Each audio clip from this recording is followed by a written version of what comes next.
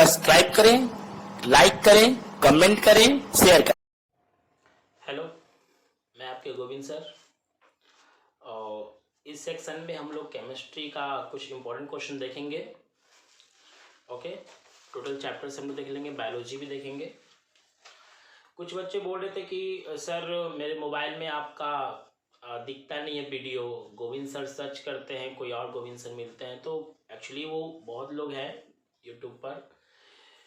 तो आप ऐसा कर लीजिए, लिंक आप हमसे लिंक लीजिए और सब्सक्राइब कर लीजिए। नीचे रेड कलर से होता है लिखा हुआ सब्सक्राइब, तो उसको टच कर लीजिएगा और उसी के बगल में बेल आइकन होता है, उसको भी दबा दीजिएगा। ठीक है, इससे क्या होगा कि आपको शिकायत नहीं होगा कि सर वो अपने मोबाइल में देख रहा है क्या आप भेजे हैं, ऐसा नहीं है। आप सब्सक्राइब कर लीजिएगा, आपको भी आ जाएगा जैसे ही मैं वीडियो अपलोड करूँगा। ओके, तो क्वेश्चन अब देखते हैं हम लोग। पहले हम लोग चलेंगे चैप्टर वाइज, इस बार हम लोग देखेंगे। ठीक है, कुछ इंपॉर्टेंट क्वेश्चंस है। जैसे पीएच स्केल क्या है, आयन किसे कहते हैं, चुकंदर से अम्लीयता तथा क्षारीयता की पहचान कैसे की जाती है, शुद्ध जल का पीएच मान कितना होता है, सोडियम कार्बोनेट का उपयोग किस रूप में किया जाता है, प्लास्टर ऑफ पेरिस का बनाने का विधि उपयोग लिखें। नेक्स्ट है विरंजक चूर्ण बनाने की विधि तथा इसके उपयोग को लिखें। ऑक्सीकरण एवं अवकरण अभिक्रिया किसे कहते हैं, उभयनिष्ठ अभिक्रिया उभय विस्थापन अभिक्रिया क्या है, इसको भी हम लोग करेंगे। नेक्स्ट है कैथोड तथा एनोड क्या है, कौन सा धातु और अधातु द्रव्य के रूप में पाए जाते हैं, मोसले का आवर्त सारणी, आधुनिक आवर्त सारणी जिसको हम लोग बोलते हैं, वो देख लेंगे। तिर्यक तत्व क्या है उसका एक उदाहरण देख लेंगे। फास्फोरस से जब क्लोरीन अभिक्रिया करता है तो क्या बनता है, ये देख लेंगे। यानी फास्फोरस का पूरा पोर्शन देख लेंगे, फास्फोरस के प्रकार। धातु और धातु में चार चार रासायनिक और भौतिक गुण को लिखना है। उसके बाद मेंडलीफ और आधुनिक आवर्त सारणी में क्या अंतर है उसको बताना है। परमाणु और आयन में क्या अंतर होता है उसको बताना है। कभी कभी ये सोडियम और सोडियम आयन में भी आया हुआ है क्वेश्चन है कि इसमें क्या अंतर होता है। न्यूलैंड्स का नियम और तिर्यक का नियम क्या है, न्यूलैंड्स आप जानते हैं संगीत वाला और तिर्यक आपका डबनर वाला है। क्रियाशील तत्वों का क्रमबद्ध लिखना है, यानी आप क्रियाशील धातु को भी याद कर लीजिएगा लाइन से कि कौन ज्यादा क्रियाशील है। ऑब्जेक्टिव में से बहुत सारे क्वेश्चन बनते हैं। वॉशिंग पाउडर क्या है, नाभिकीय संलयन अभिक्रिया क्या है, पवन ऊर्जा क्या है, क्या होता है जब एथेनोइक अम्ल के साथ सोडियम बाइकार्बोनेट के साथ अभिक्रिया किया जाता है, मेथनॉल का मानव शरीर पर क्या प्रभाव है वो भी देखेंगे हम लोग। साबुन बनाने की विधि, C4H10 का कुल समावयवता, ये अलग भी थोड़ा सा कम भी आ सकता है, C3H10 C3H8 आ सकता है। ओके, तो ये सब देख लीजिएगा, थोड़ा कार्बन ऊपर कम ज़्यादा करके। संरचनात्मक समावयवता क्या है ये देख लेना है। कोल्बे और बर्थेलो के प्रयोगशाला विधि उसको लिखना है। प्रतिस्थापन अभिक्रिया क्या है, अल्केन, अल्कीन, अल्काइन, ये तीनों देख लेना है, इससे संबंधित क्वेश्चन आना है। उसके बाद है त्रिविम सूत्र क्या है, ये भी देख लेना है। फोटोग्राफी में प्रयुक्त होने वाली फिल्म की सतह पर कौन सा लेप चढ़ाया जाता है, ये भी देख लेना है। नाइट्रिक अम्ल की विशेषता क्या होती है, किस दो धातु का घनत्व निम्न पाया जाता है। उसके बाद है स्थान तथा श्रृंखला समयाव्ययता में अंतर, उसके एक उदाहरण भी देने हैं। सभी अयस्क खनिज हैं लेकिन सभी खनिज अयस्क नहीं है, कैसे, ये भी बताना है। अर्हेनियस अम्ल भस्म, उसके बारे में भी बताना है। अवक्षेपण अभिक्रिया क्या है और हमारे दैनिक जीवन पर अवकरण और ऑक्सीकरण का क्या प्रभाव है, वो भी देखने लेना है। एक प्रयोग द्वारा दर्शाया कि जस्ता तथा तनु सल्फ्यूरिक अम्ल की अभिक्रिया के पश्चात हाइड्रोजन गैस मुक्त होता है, ये भी अभिक्रिया सहित देख लीजिएगा। तांबा का वैद्युत शोधन का वर्णन करें, कभी कभी लोहे का भी दिया हुआ है, ये देख लेना है। समीकरण आप देख लीजिएगा, बैलेंसिंग भी आता है कि हीट एंड ट्रायल मेथड से ज़्यादा आसान हो जाता है, तो उससे आप सारे समीकरण कुछ देख ले चैप्टर 1 से।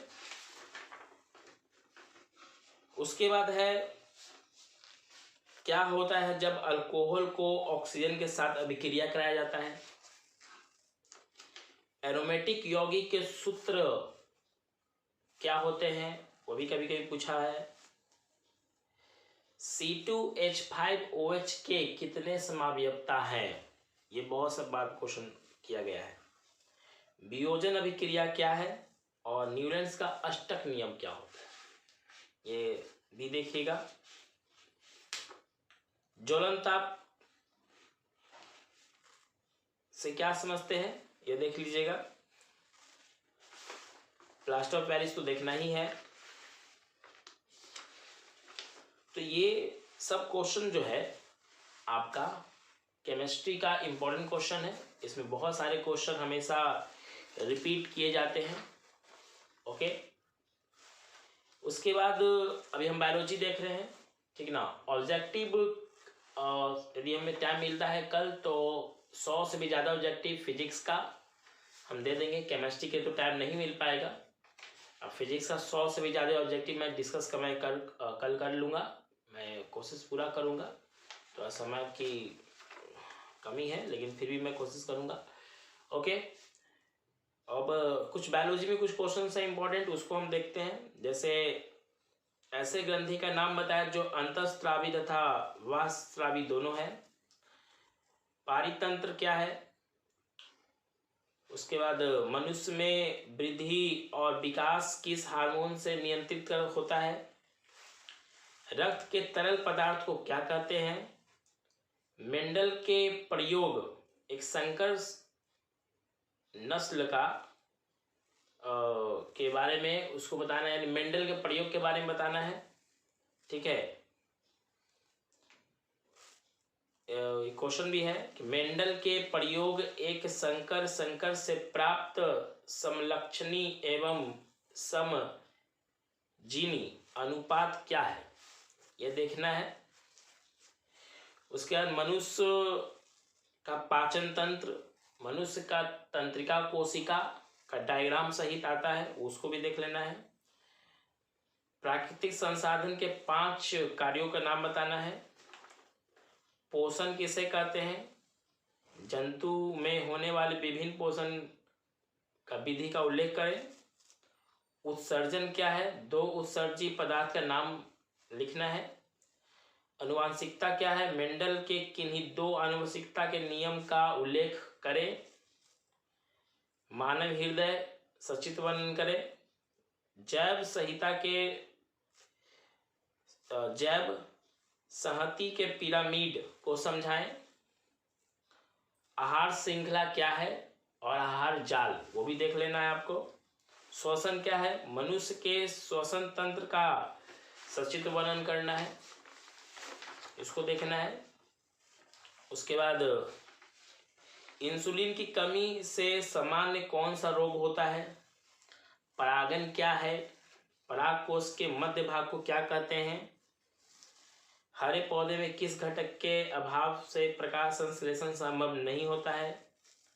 दो तंत्रिका के मध्य खाली स्थान को क्या कहते हैं? मनुष्य कोशिका में गुणसूत्र की संख्या कितनी होती है? अगला क्वेश्चन है, मनुष्य में दोहरे रक्त संचरण की व्यवस्था कीजिए तथा इसके महत्व पर प्रकाश डालें। यानी आपको फिगर बनाकर इसके महत्व के बारे में बताना है। मानव के अंतःस्रावी ग्रंथियों का सचित्र वर्णन करें। मादा और नर के जनन अंग सचित्र वर्णन करें, वो भी देख लेना है। मानव आहार नाल, मानव मस्तिष्क, नेफ्रॉन या जिसको तंत्रिका कोशिका कहते हैं, ये देख लेना है। बाघ संरक्षण योजना क्या है, ये देखना है। पौधों में गैस का आदान प्रदान कैसे होता है, उसका चित्र बनाना है। जैसे स्टोमेटा का देख लेंगे हम लोग। पोषी स्तर क्या है, एक आहार श्रृंखला के बारे में इसमें आपको बताना है। तो ये चीज़ है, ठीक है। इसके बारे में हम लोग जाइलम के बारे में देख लेंगे। फोलियम क्या है उसके बारे में भी हम लोग देख लेंगे।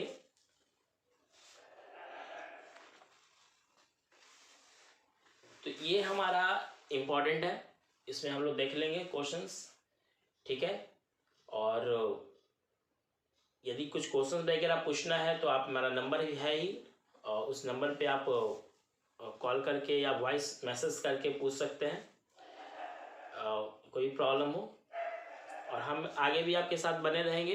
कल हम लोग ऐसा करेंगे कि ऑब्जेक्टिव फिजिक्स का 100 से भी ज़्यादा डिस्कस कर देंगे, ठीक है। समय की कमी होती है, आपको पता ही है, तो हम लोग कल देखेंगे। और सब्सक्राइब जरूर कर लीजिएगा। बहुत बच्चों ने बोला मैसेज नहीं आता है सर आपका, तो सब्सक्राइब कर लीजिएगा, तो तुरंत जैसे ही अपलोड करेंगे वीडियो आपके पास पहुंच जाएगा, ठीक है।